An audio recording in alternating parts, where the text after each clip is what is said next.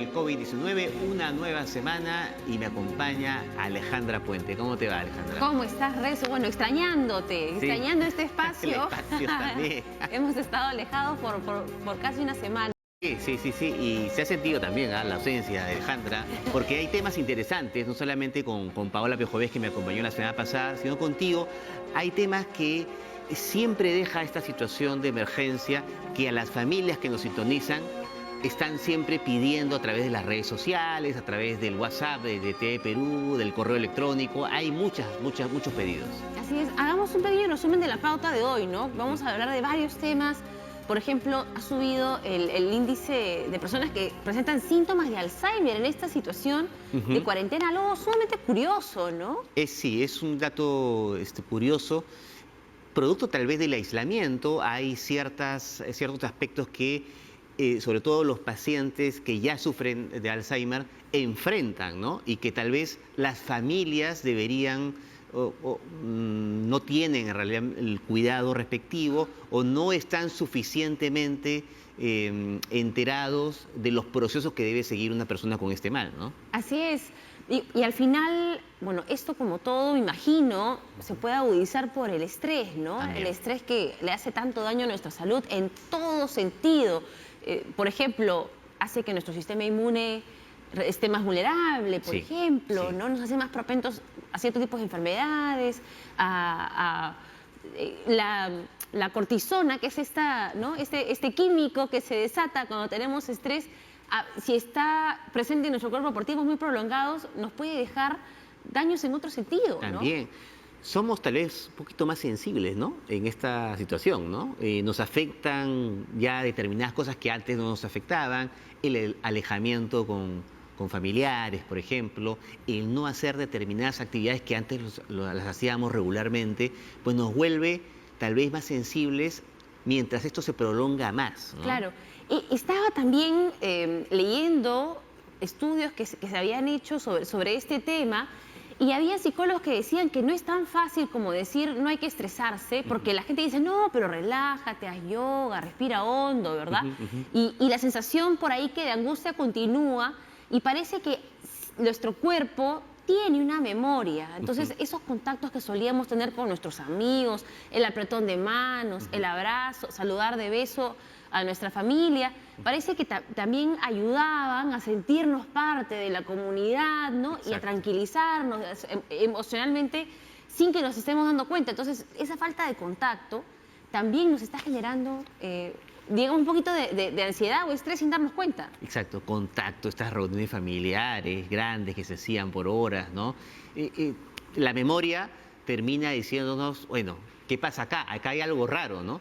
Y lo que nos decía la semana pasada, por ejemplo, Javier Echevarría, quien es un invitado ya permanente de este espacio, es que no hay que dorar la píldora, hay que enfrentar la situación tal cual. No hay que decirle, por ejemplo, al familiar que se siente un poquito más sensible, esto va a pasar, mañana va a ser otro día. No, hay que decirle la verdad. Yo también me siento así, me siento sensible, me siento mal. Vamos a afrontar esto juntos. Así es. Bueno, tenemos un invitado para poder hablar de cómo afrontar, tal vez como familia, si es que hay una persona con estos síntomas de Alzheimer. Así es, ya tenemos enganchados vía Skype al doctor Nilton Custodio. Él es especialista del Instituto Peruano de Neurociencias. ¿Cómo le va, doctor Custodio? Buenos días. Buenos días, encantado de asistir a tu programa. Bueno, cuéntenos, ¿por qué cree que se ha dado este aumento en personas que tienen síntomas de Alzheimer en esta coyuntura? ¿Cuál podría ser el factor asociado a la situación?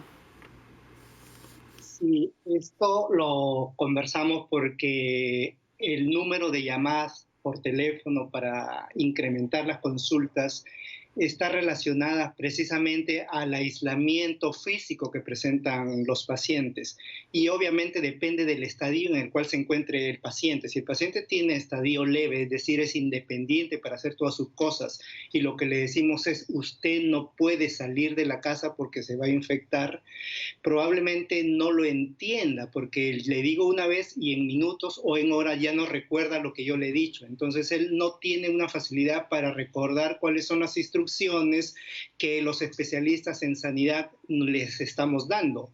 Entonces ellos insisten en querer salir a caminar, porque caminar tal vez les disminuye el estrés y les disminuye la capacidad de estar moviéndose dentro de un espacio reducido. Entonces, estos pacientes empiezan a tener problemas en su orientación, empiezan a tener problemas del sueño, empiezan a tener diversas manifestaciones solo por el hecho de no poder salir que hacían normalmente previas a esta pandemia. Usted ha tocado un tema muy interesante que es esta necesidad de salir, de tener un espacio libre, ¿no? Más allá del espacio familiar, del departamento, de la casa. Hace ya algunas semanas el gobierno dispuso, por ejemplo, darle permisos especiales a las personas que sufrían de autismo, ¿no? Unos 15 minutos para que puedan salir ellos acompañados, obviamente, de sus padres al exterior. ¿Se podría aplicar el mismo procedimiento para las personas que sufren de Alzheimer, por ejemplo? Sí, yo creo que eso es una posibilidad, teniendo en cuenta que el impacto en número de pacientes de demencia, que 7 de cada 100 personas mayores de 65 años de edad podría tener demencia y casi el 15% tiene deterioro cognitivo leve, que es un estadio predemencia. Yo creo que es un volumen importante de pacientes que han exacerbado los síntomas. O sea, hay que tener cuidado. Yo no estoy diciendo que el aislamiento ha generado enfermedad de Alzheimer, no. Lo que ha generado el aislamiento es exacerbación de síntomas conductuales en los pacientes que ya tienen el diagnóstico. Y en los que tienen deterioro cognitivo leve están ahí queriendo salir, pero no recuerdan las medidas sanitarias. O sea, yo le digo, lávese las manos, no se las puede lavar porque no recuerda el proceso, o se las lava y no recuerda que ya se las lavó y se las lava cada 10 minutos, entonces entra en cuadros de obsesión, de descompulsiones, u otros se ponen una mascarilla mal puesta y salen al mercado porque viven solos de repente y no hay quien les haga esos servicios. Entonces tú ves en la calle a personas de edad con mascarillas mal puestas o con guantes de lavar ropa pero sucios. Exacto. Entonces es evidente que necesitamos algunas pautas para un gran volumen de pacientes. Estamos hablando de 7% de personas de más de 65 años de edad. Es bastante, la cifra es sumamente elevada. Entonces, ¿qué nos podría recomendar? Porque, claro, en el caso de los niños que tienen autismo o las personas que tienen autismo, tienen generalmente un cuidador que puede acompañarlos en estas caminatas de 15 minutos para que puedan bajar estos niveles de ansiedad y estar más tranquilos en casa. Evidentemente es una caminata terapéutica, Exacto. no es para ir ni a comprar ni hacer otro tipo de actividades como visitar amigos o seres queridos. ¿Qué se podría recomendar para estos pacientes que sea práctico y que pueda, por ejemplo, implementarse de inmediato? Ok, lo primero que tenemos que hacer es que las personas que están en capacidad todavía de hacer en forma independiente sus actividades, debe permitírseles salir por horas, no más allá de una hora obviamente, para hacer una rutina alrededor de sus parques, acompañado de una persona generalmente, porque ellos podrían tener problemas en la orientación para retornar luego.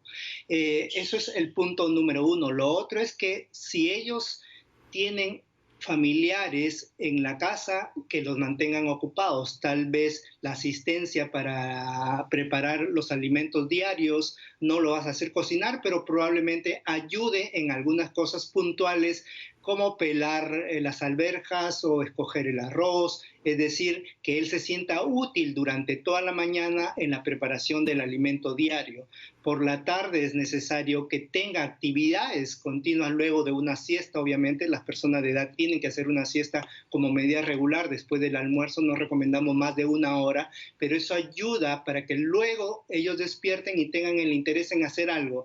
No recomendamos que estén mirando televisión porque las noticias no son tan buenas para ellos o no las entienden, pero deben hacer ejercicios rutinarios en casa, básicamente juegos de mesa, o podríamos entrenarlos a que bailen algún tipo de música de su época o que hagan karaoke o que adivinen la música de su época. Es muy importante mantenerlos ocupados. Las personas que escuchan la música de su época rememoran lo que han vivido y se hacen sentir muy bien. Yo creo que esas medidas son muy importantes. Aparte que la comida debe ser saludable, no hay que evitar abundancia de comida y que tengan mucho generación de gases o de flatulencias que le generan dolores abdominales o que le generan algunos otros trastornos a consecuencia del exceso de la alimentación. Doctor, hay muchas personas que sufren de Alzheimer y que tienen una persona bajo el cuidado especial, ¿no? O sea, son ya personas capacitadas que le hacen un seguimiento. Sin embargo, producto de esta cuarentena, esta emergencia, estas personas que estaban asistiendo diariamente ya tal vez no pueden estar con ellos, ¿no? por el impedimento de movilizarse, pero tienen a familiares y tal vez estos familiares no tienen el conocimiento de todos estos protocolos que debe seguir un paciente de esta naturaleza. Esto implica un mayor involucramiento de los familiares con este tipo de procedimientos. ¿Qué les diría a ellos? Sí. La característica del paciente peruano con enfermedad de Alzheimer es que tiene un cuidador que generalmente es la pareja, o sea, es una persona de su misma edad. Y en segundo orden, el cuidador de un paciente con Alzheimer suele ser una mujer, que puede ser la hija o la nuera. Si el paciente tiene la suerte de vivir con el cuidador, obviamente no va a haber ningún cambio en su accionar, pero los pacientes que estaban con cuidadores especializados y ya no pueden llegar y las familias están asumiendo ese rol, es difícil porque no tienen ese entrenamiento. Entonces, lo que hay que hacer básicamente es acudir a entrenamientos en internet. Felizmente hay pautas donde uno puede seguir, pero lo primero que tienen que aprender de ellos es que no hay que contradecir lo que ellos piensan. Hoy día un paciente me enviaba un video donde la hija le decía, mamá, anda a dormir. No, ya dormí ayer. Mamá, ayer te dije pero ayer me volviste a decir lo mismo. O sea, no hay que confrontar al paciente. Si el paciente dice, no quiero dormir porque dormí ya el año pasado, dormí hace un minuto, ya mamita, no te preocupes, vamos a dar una vuelta, vamos a la cocina, vamos al dormitorio, ahora ¿qué te parece si pintamos acá? Ya.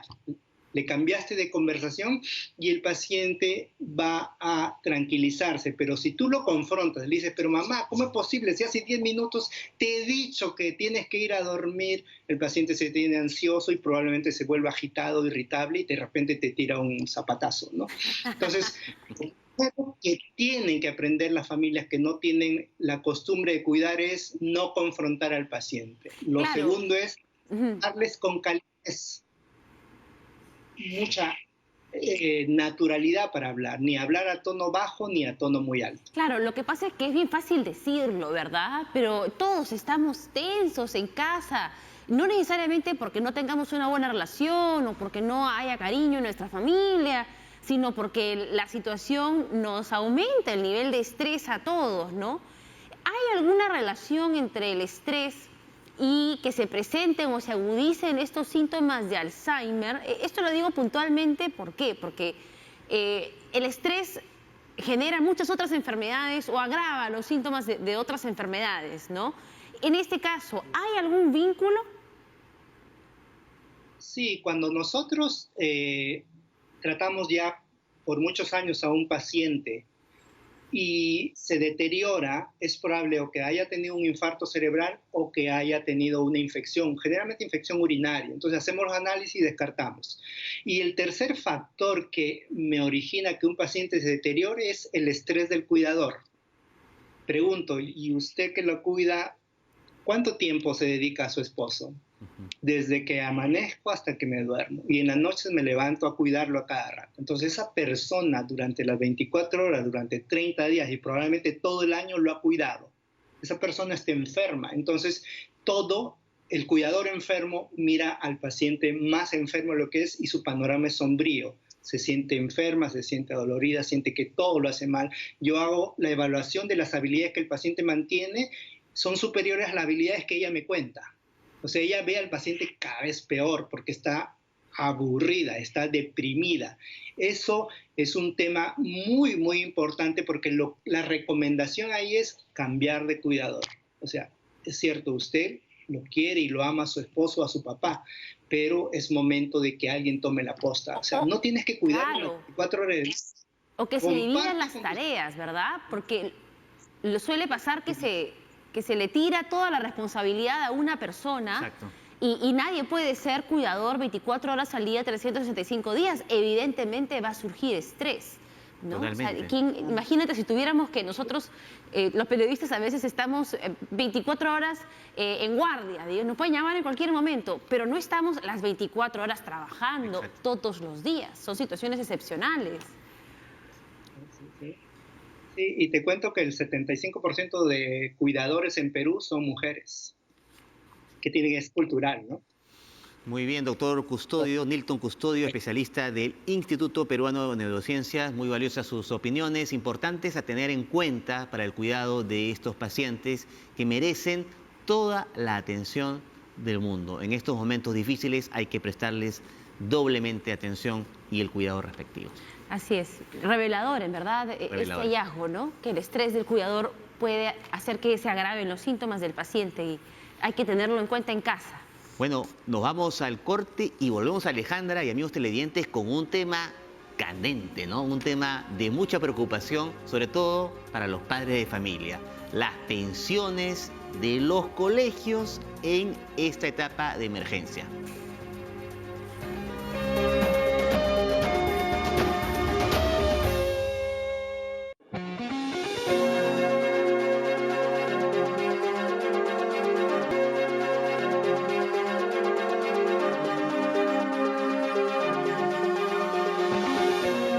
Bien, regresamos al programa y anunciamos antes del corte que íbamos a tratar, ya por segunda vez, porque la semana pasada también lo tratamos, un tema que está en la agenda, sobre todo de los padres de familia, yo me incluyo, que es la situación de los colegios, ¿no?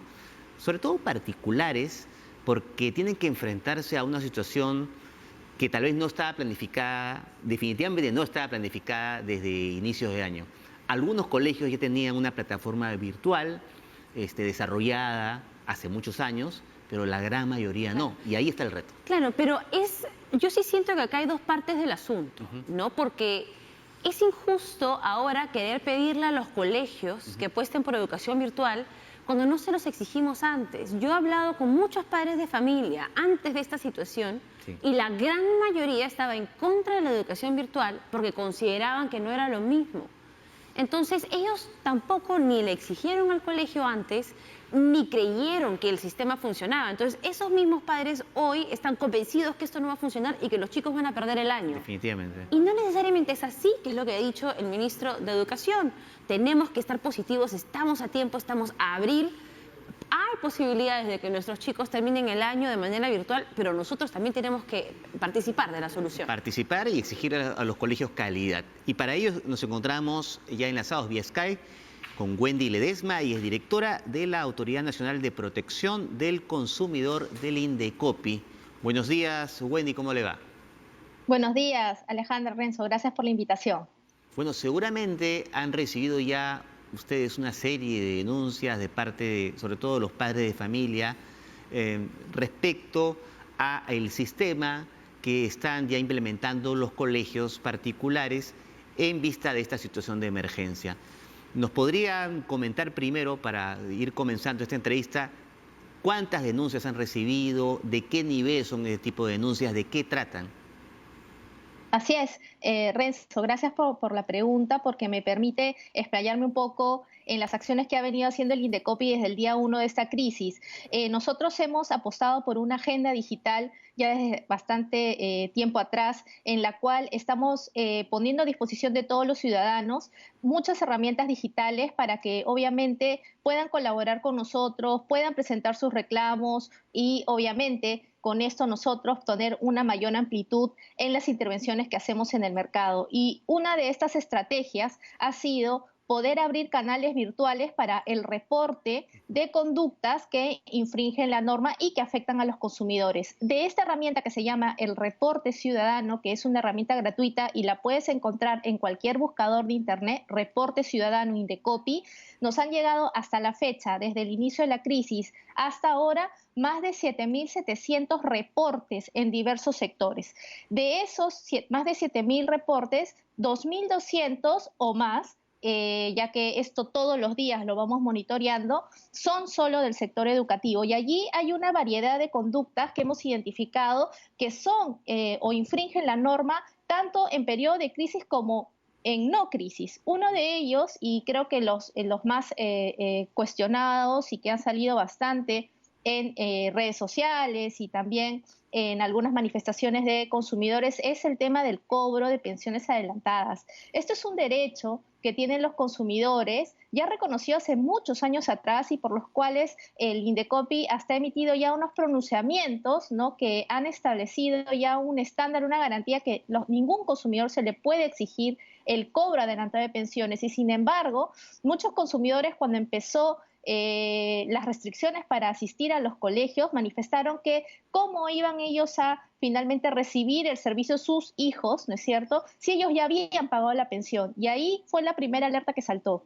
porque ningún padre debió pagar adelantadamente la pensión, ¿no es cierto? Es distinto, por ejemplo, en algunos casos de colegios que te ofrecen a inicios de año, fines de año, algún descuento si pagas todo el año lectivo, ¿no es cierto? Entonces pagas un monto y evidentemente ahí es un acuerdo entre el colegio y los padres de familia. Pero en situaciones normales, ya que esto no, tal vez todos los padres estén en condiciones de realizarlo, muchos padres decían, pero yo ya pagué marzo. En algunos casos venían y en abril ya me están exigiendo la pensión. Entonces allí estamos identificando que hay una conducta que está vulnerando a los consumidores. Otro tipo de conductas que también nos han reportado es que muchos colegios que vieron la posibilidad de brindar la modalidad virtual, porque hay colegios que desgraciadamente no van a poder ofrecer esta modalidad, hablando obviamente en el tema de colegios privados. En el caso de colegios privados que han puesto a disposición estas plataformas, cuando identifican que no hay un pago, están haciendo el corte del servicio, restricciones en el acceso al servicio. Esta conducta también, ¿no es cierto?, ahora en este tipo de situación ya es una conducta que ha sido sancionada por el Indecopi. Es el símil a estos temas de que no te dejo dar exámenes, que no te doy las notas, ¿no es cierto? No el certificado oficial, pero no te doy las notas para ver el avance del menor, no te dejo entrar al colegio, etcétera. Esto no ya es una conducta que evidentemente se ha puesto el foco para hacer el análisis, pero ya es similar a otras que ya se habían venido sancionando. Entonces, en este reporte ciudadano y el monitoreo que nosotros hacemos, hemos podido identificar este tipo de conductas que afectan a los consumidores. Claro. Y evidentemente vamos a iniciar, y ya se inició la investigación. Hay cosas que son mucho más fáciles de monitorear, como el cobro de adelantado, ¿no?, si se da el servicio. Eso es mucho más fácil de monitorear. Pero hay otras quejas de los padres que son un poquito más subjetivas, como la calidad educativa. Hay algunos padres que consideran que el servicio que están recibiendo de educación para sus hijos no es comparable al servicio presencial. Sobre eso, ¿el Indecopi puede hacer algo? ¿Qué criterios se pueden manejar en ese sentido? Es una excelente pregunta, Alejandra, y en realidad yo creo que es finalmente el trasfondo de todas las preocupaciones que están manifestando los padres de familia en diversos comunicados y de los espacios que se están abriendo para la discusión de este tema. Y este tema de la calidad en realidad no es un tema de ahora, ¿no? Tal vez ahorita recién los padres han comenzado a pensar en la calidad de los servicios educativos, pero eso es un tema que en realidad se debe pensar siempre y es una obligación y obviamente es parte de la rectoría que tiene el Ministerio de Educación para poder fijar cuál es ese estándar de calidad y cuál va a ser la orientación pedagógica que debe obviamente estar presente en la oferta educativa del servicio privado. En simple, los servicios educativos, ¿no es cierto?, son un derecho fundamental y evidentemente es un servicio público que se da a través de los privados, tiene que cumplir con determinados estándares mínimos. Y el Minedu todos los años saca unas normas técnicas por las cuales da unas orientaciones pedagógicas y unos lineamientos y unas guías mínimas que deben cumplir los centros educativos para que obviamente puedan ofrecer el servicio. Evidentemente, en mi parte de mi oferta como empresa yo voy a ofrecer algo más, ¿no es cierto? Pero como mínimo siempre tiene que estar presente estos directrices que da el Ministerio de Educación y lo tienes que cumplir. Y el gran salto que hemos dado a partir de esta crisis es que antes siempre se pensaba en la hora lectiva. cuántas horas yo recibí efectivamente de educación. Entonces uno mandaba a sus menores hijos y lo tenías ahí pues 6, 7, 8, 10 horas, ¿no es cierto? Y ya con eso tú decías, bueno, ya se cumplió la hora lectiva, entonces ya tienes las competencias o los logros de aprendizaje obtenidos. Y eso no es tan cierto, porque hay estudios en donde se ve que, por ejemplo, en escuelas de pensiones más bajas, ¿no es cierto?, menores de 200, 250 soles, vemos que algunos resultados de esas evaluaciones, ¿no es cierto?, no son tan satisfactorios como en otros, ¿no es cierto?, evaluaciones o como con la escuela pública. Entonces, Claro. ahora, en estas orientaciones pedagógicas se ha puesto más relieve no a las horas, sino al logro de esas competencias que ya están definidas en el currículo básico nacional. Entonces, aquí estamos viendo de que efectivamente ahora vamos a garantizar la calidad. El servicio educativo no se puede medir por horas que recibes, se tiene que medir sobre la base de evaluaciones que tú le haces al educando, de que efectivamente logró esa competencia.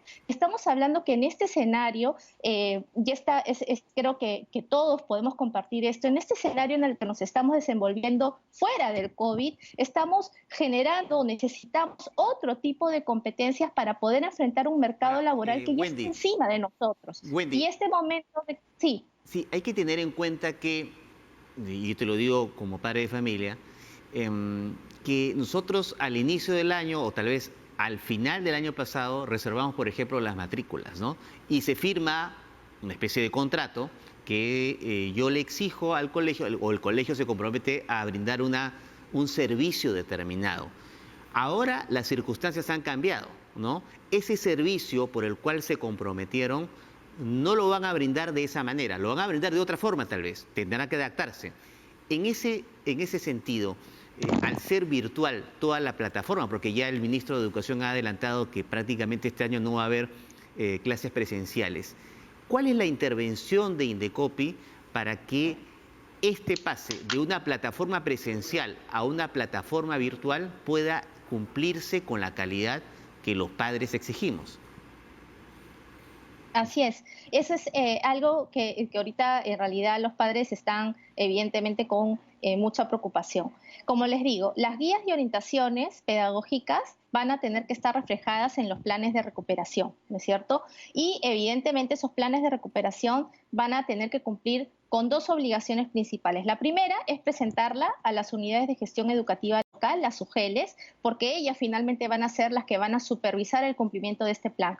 Pero no podemos olvidar de que ese plan de recuperación tiene que ser presentado al padre de familia. Y el padre de familia tiene que conocer de este plan y evidentemente también tener el espacio para poder validar o no esa propuesta. Y esto es algo muy importante porque, como bien tú señalabas, uno reserva la matrícula, sigue todo el proceso, has hecho toda una labor tú como consumidor de buscar información, de ver cuál es la mejor oferta que obviamente te convence y que tú quieres que tu menor hijo reciba. Y evidentemente sobre la base de esas condiciones iniciales que te han ofrecido, tú decides contratar con ese proveedor. Y ahorita las condiciones han cambiado, son completamente distintas. Entonces, con mayor razón, ese espacio de comunicación y de conversación se tiene que dar en este momento y no es solamente una carga del consumidor, esto también tiene que tener una respuesta del proveedor. El proveedor no puede decir, y obviamente ayer, como decía el ministro, tiene que ser transparente respecto a los costos que está incurriendo la escuela para poder pasar y ofrecer esa modalidad virtual. No todos los colegios van a poder hacerlo.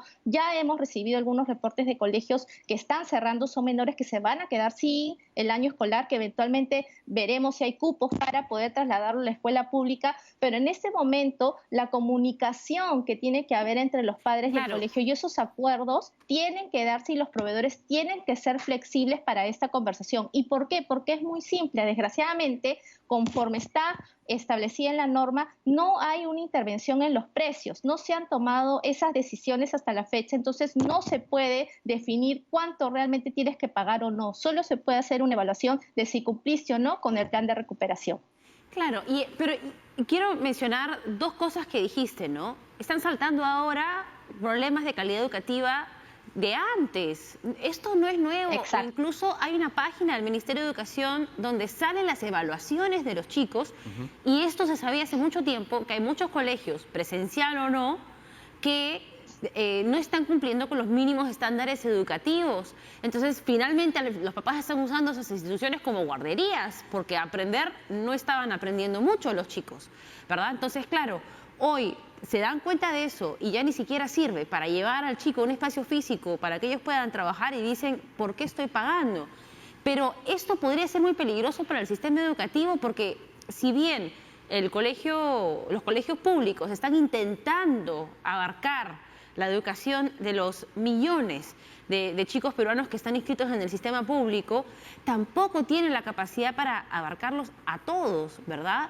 Entonces, ¿cuál podría ser el mensaje aquí de comunicación entre los colegios y los padres? ¿Por qué un padre debería apostar o darle un tiempo de espera a los privados mientras se acoplan o se adaptan a esta nueva circunstancia?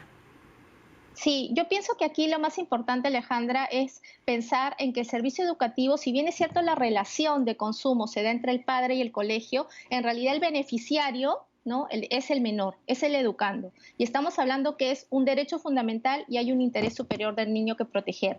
En ese marco, ¿no es cierto?, estas partes que negociaron un contrato para este beneficiario tienen que conversar.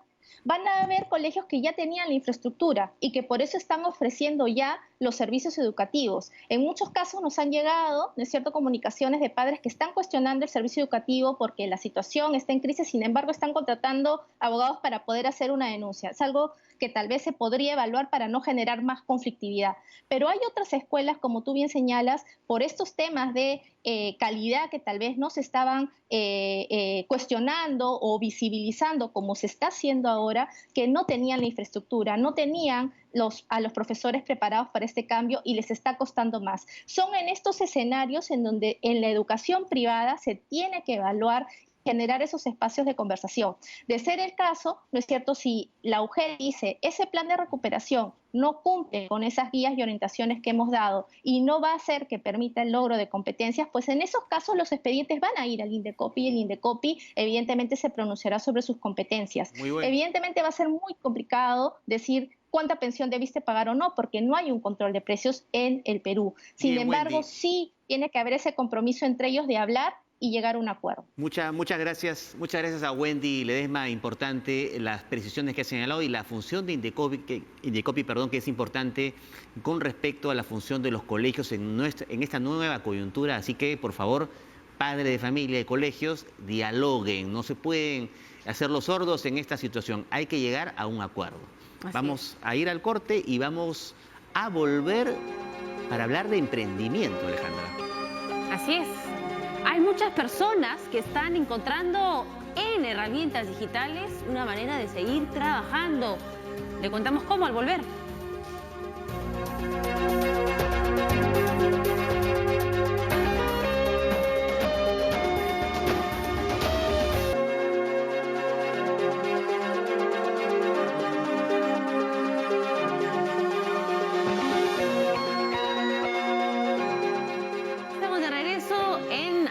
De COVID-19 y en toda situación difícil hay oportunidades. Yo sé que es complicado verlo, sí. A veces es pedir mucho de nosotros mismos, ver el vaso medio lleno, pero si queremos seguir adelante, no tenemos alternativa. Sí, hay que mirar el bosque, ¿no? O sea, hay que mirar qué es lo que viene después. No hay que quedarnos simplemente en el facilismo de decir no se puede hacer nada, ¿no? Esto nos pone a prueba. Y una de las maneras, Alejandra, amigos televidentes, es apostar por ese espíritu que tiene el peruano, por el emprendimiento, ¿no? Es muy conocido que el peruano las lucha todos los días por salir adelante, pues en estas circunstancias salen más señales de emprendimiento. Así es, y para eso vamos a hablar con nuestro siguiente invitado, Cristian Tapia, es economista y coach financiero, a ver si nos puede motivar a adaptar nuestro negocio con herramientas digitales. ¿Cómo está? Buenos días. Buenos días. Hola Renzo, hola Alejandra, muchas gracias por la invitación, muy amable. Bueno, ¿cómo podemos sacar este espíritu de emprendimiento que tiene el peruano por naturaleza, ¿no?, en los últimos años, en estas circunstancias de emergencia que son particulares? Bueno, tú lo has comentado bien, Renzo, son circunstancias particulares porque la crisis va a llevar a que muchos despidos se produzcan, ya no solamente se han producido, van a darse en las siguientes semanas, en los siguientes meses.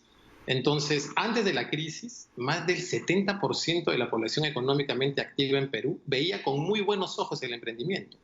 Entonces, imagínate ahora cuando realmente la fuerza laboral se vea mermada, va a faltar ingresos, van a haber despidos, pues este es un momento ideal para que la gente desarrolle ese chip emprendedor, para que realmente la gente pueda volcar todo su esfuerzo, todas sus habilidades, quizás en muchas metas y sueños que tenía antes de la crisis y que por falta de tiempo, porque se sentía quizás en su zona de confort, porque pensó que nunca iba a perder el trabajo, no lo había hecho.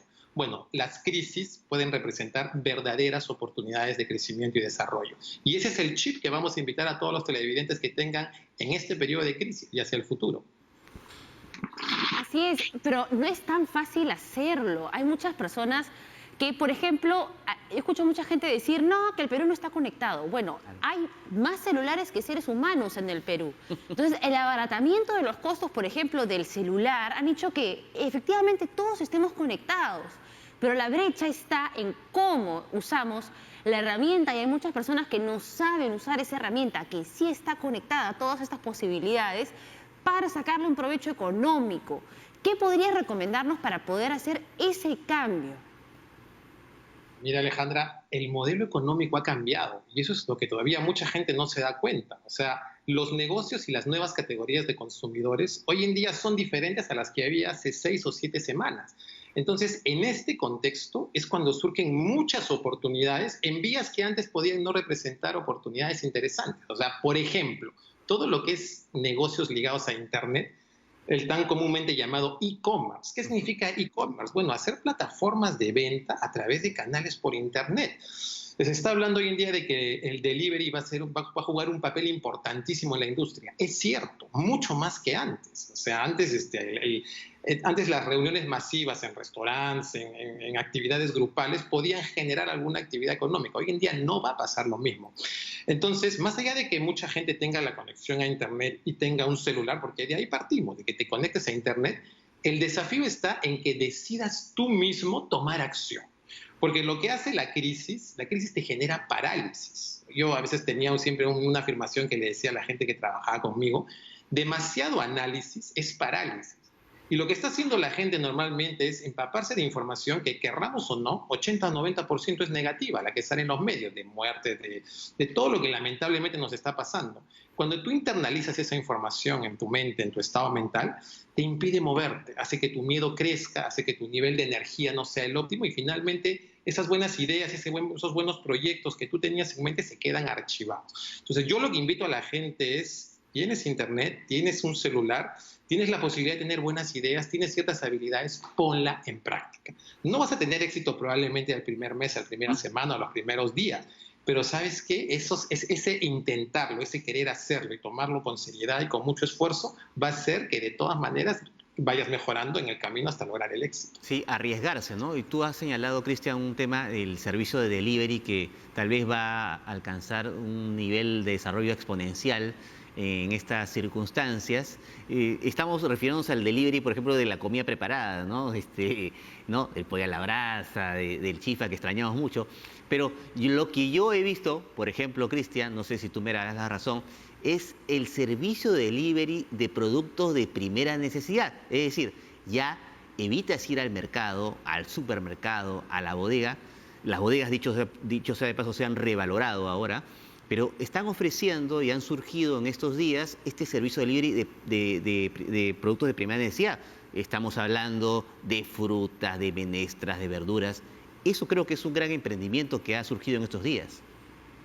Mira, muchísimo, Renzo, y qué buena pregunta, porque hace unos días yo leí una estadística de Estados Unidos de una consultora que es Nielsen Nielsen, que decía cómo ha cambiado el hábito de los consumidores en Estados Unidos en estos periodos de emergencia y de cuarentena. Y lo que decía esta consultora, me hubiese encantado tener números para Perú, pero te decía las nuevas categorías de consumo que se están abriendo. Entonces, por ejemplo, un rubro muy interesante, verduras.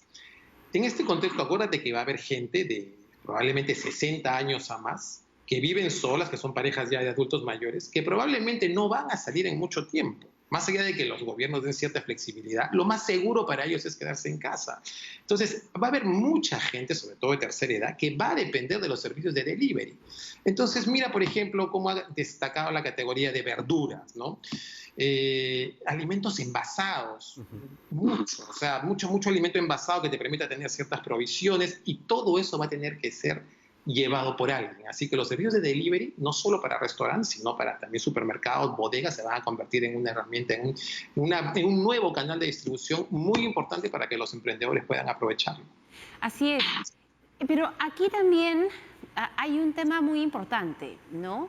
Que es, ¿estamos nosotros capacitados para poder enfrentar este nuevo escenario? ¿A qué voy con esto? Podemos tener la herramienta, pero no sabemos cómo llegar al consumidor. Antes el consumidor llegaba a nuestra puerta. ¿Cómo los alcanzamos digitalmente? ¿Dónde los buscamos? ¿Cómo se enteran ellos de lo que estamos ofreciendo o que hemos decidido cambiar?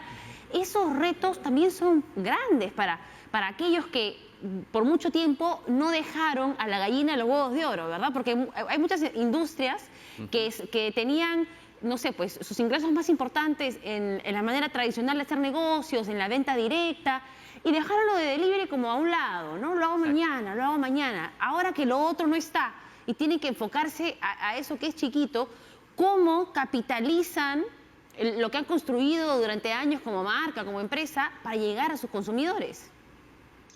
Mira, Alejandra, buena pregunta. Y de hecho esto va a requerir, o sea, nuevos tiempos implican nuevos desafíos y también desarrollo de nuevas habilidades. Lo interesante de esto es que toda la información la tienes en la nube. O sea, hoy en día el que quiere acceder a información finalmente la va a poder obtener a un costo razonablemente barato, que es lo que no pasaba muchos años antes cuando la información era realmente un privilegio de pocos. Entonces, ¿qué sucede? Al haber nuevas categorías de consumidor, vas a tener que agregar valor. Mientras tú le des valor a tu consumidor, este lo va a pagar y finalmente vas a poder tener un negocio emergente que pueda ir creciendo en el tiempo. Entonces, ¿a qué habilidades me refiero? Bueno, vas a tener que ser una persona que tiene que empezar a aprender a hacer negocios a través de Internet. Tú me dices, ¿esto es más factible en millennials o centennials? Sí, mucho más factible porque prácticamente son nativos digitales, nacieron ya en la edad de Internet, pero no es imposible para una persona mayor de 45, 55 o más, o ya de la tercera edad, que realmente quiera desde su casa aprender a tener un negocio propio. Basta con el deseo de hacerlo. Por supuesto que hay habilidades, hay mucha información, hay cursos gratis en Internet que te llevan de la mano para que tú puedas empezar a emprender con éxito. Es cuestión de tener el interés, la motivación y echarse a andar, tomar acción. Totalmente. Bueno, muy interesante, Cristian, lo que nos has contado. Te comprometemos a un nuevo enlace en los próximos días. El nivel de emprendimiento del peruano debe explotarse de la mejor manera en esta coyuntura muy especial. Muchas gracias, Cristian. Muchas gracias, Renzo. Gracias, Alejandra. Hasta la próxima. Gracias. Bueno, muy bien, Alejandra, interesante. Vamos a volver luego del corte con una de las tantas historias positivas que ha dejado este estado de emergencia. Nos referimos a un personaje que proviene del norte, de Piura. No sé si lo has visto. Se trata de la obstetra Yoshida Eto Aymar. Con ella volvemos luego del corte, ¿no?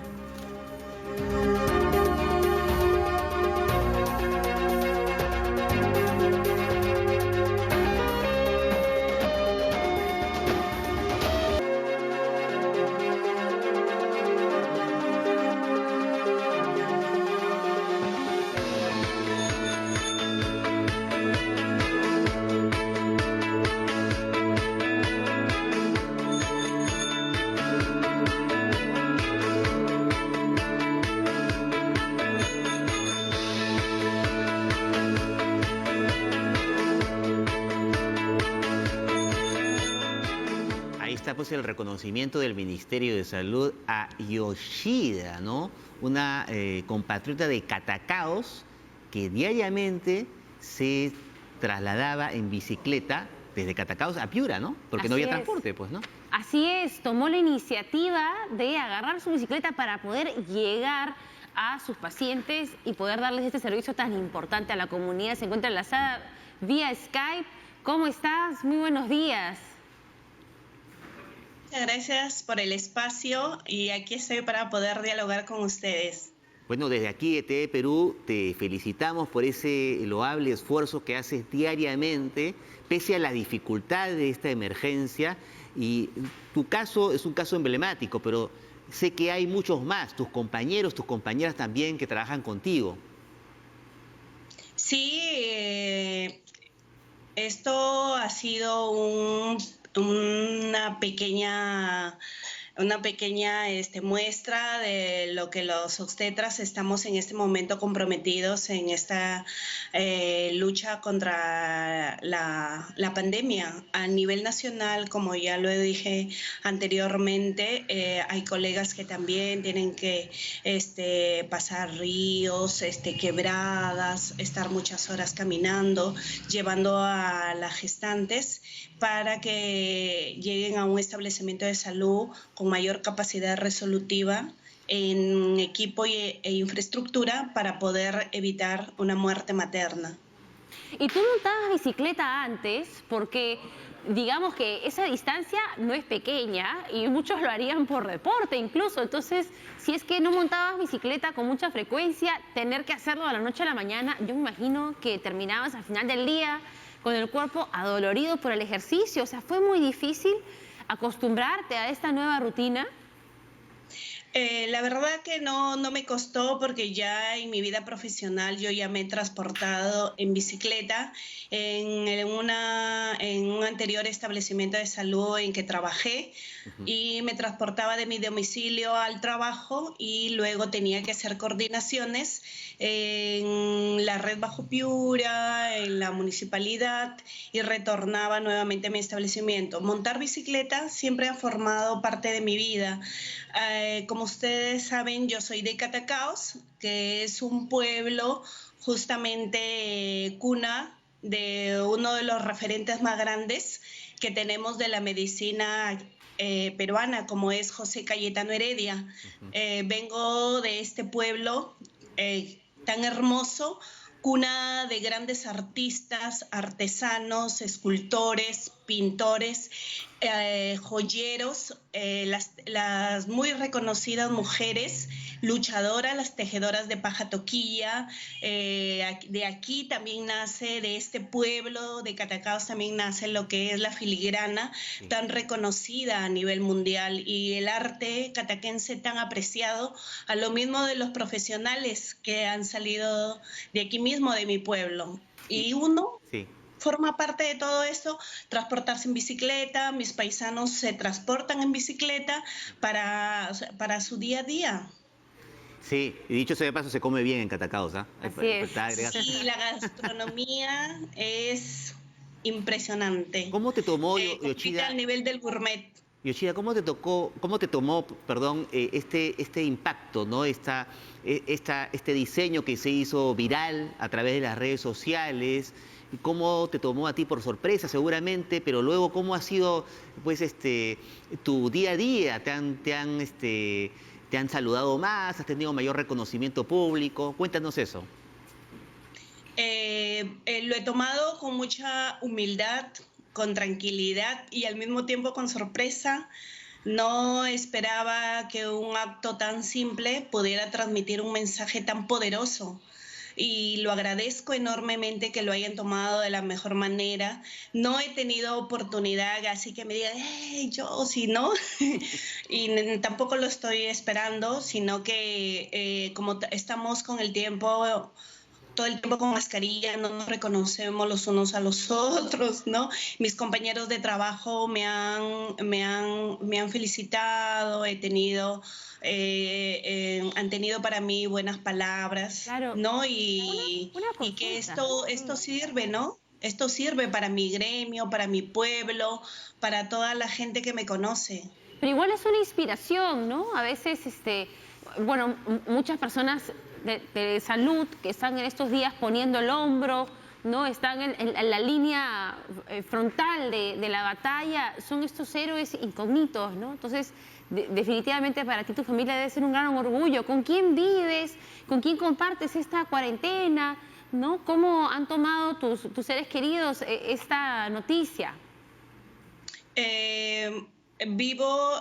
Soy casada, vivo con mi esposo, mis 2 hijas de 16 y 9 años. Y mis padres que bueno viven aparte y todo lo hemos tomado con tranquilidad y con sorpresa, vuelvo a repetir, pero ahí yo continúo con mi día a día, con la rutina que en estos momentos se ha visto alterada por la emergencia y que me cuide, que esté tranquila y que dé lo mejor de mí, que de eso se trata en estos momentos, dar tu mejor versión de ti en estos momentos de la emergencia. Y yo aquí cumpliendo mi pequeño papel en todo esto.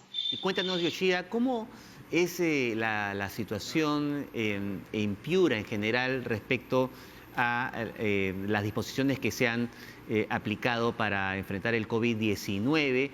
Piura es una de las regiones que tiene, que comienza la hora de inicio de la inmovilización social obligatoria comienza un poquito más temprano, a las 4 de la tarde. ¿Cómo se ha desarrollado esta medida dispuesta por el gobierno y cómo ves también que se cumplen en los centros hospitalarios de la región? Si me permiten, por favor, dar una amplia comentario al respecto. Como tú bien lo has mencionado, Piura es el departamento, o mejor dicho, la región más poblada después de Lima. En estos momentos la cuarentena justamente empezó más antes porque no se estaba cumpliendo con las debidas medidas de bioseguridad con la población en general y también del personal de salud a la cual yo pertenezco. Aquí justamente en otro medio han hecho un informe que justamente el gobierno regional no ha gastado o ha desarrollado el presupuesto enviado para la lucha del COVID-19. Tenemos deficiencias, justamente hoy día hay un plantón en eSalud, yo pertenezco al Ministerio de Salud, ahorita hay un plantón en eSalud, en el Hospital Reategui, justamente por falta de equipos de protección personal, bioseguridad y todo lo que es ya conocido, lo que necesitamos nosotros para poder atender en las óptimas condiciones. Hay deficiencia de mascarilla, guantes y todo el equipo de protección personal a nivel de toda la región. Hay todas estas deficiencias. De alguna u otra manera nuestras autoridades tienen que proveernos y protegernos para nosotros poder evitar contagiarnos y ser contagiadas. Y sobre todo que nosotros las obstetras manejamos un grupo tan vulnerable de riesgo como son las gestantes. Por supuesto, es sumamente delicado y bueno, algo que sí se ha dicho es que de ninguna manera se va a evitar que se denuncien o se manifiesten las carencias en los centros de salud, los equipos de protección. Así que esperemos que este llamado llegue a las personas necesarias para que puedan proteger al personal que está manejando a las mujeres embarazadas, que está ayudándolas. Danos un mensaje brevemente, por favor, Yoshida, para las personas en estas circunstancias, en esta época tan difícil para todos. Lo que yo quiero mandar el mensaje de esta tribuna, que por favor todas las personas que me estén escuchando como personal de salud, que tomen todas las medidas de protección, salgan con mascarilla, salgan de sus viviendas por motivos estrictamente necesarios, como es proveerse de alimentos y de medicamentos, nada más. No hay que visitar a los familiares, no hay que salir más de un familiar. Tiene que designarse a una sola persona para que haga todas las salidas que tengan que ser. Tienen que abastecerse de varios días de comida para las personas que lo pueden hacer. Por favor, no vayan a tomar a mal para aquellas que no lo tienen. Muy bien, Yoshida, te agradecemos mucho este enlace, te mandamos un fuerte abrazo. Gracias por seguir trabajando en beneficio de los peruanos y las peruanas allá en Piura. Muchas gracias. Un fuerte abrazo. Muchas gracias a ustedes. Bueno, es un orgullo para todos, para todo el país, una inspiración. Una gran historia, la verdad, y hay que replicarla. Así que bueno, terminamos por el día de hoy. Alejandra, nos volvemos a ver mañana a las 11 de la mañana. Así es. Hasta luego.